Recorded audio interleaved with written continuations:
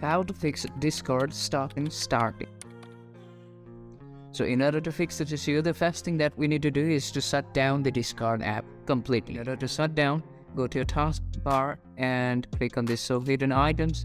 And here you can see the Discord is opened. Click on quit Discord, or you can simply go to task manager and stop the background process of Discord from here. If this does not work, we need to clear the app data from our system. So in order to clear the app data, go to run command, type in app data and click on OK. And from here, delete the Discord. And after this, restart the Discord again.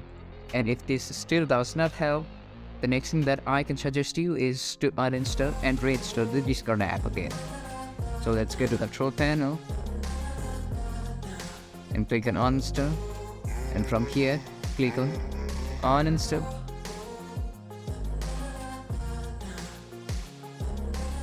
So these are some of the fixes for Discord stop and start. So if you find this tutorial helpful, do subscribe and do not forget to leave us a like and comment. Till then, I'll see you in the next tutorial. Thank you.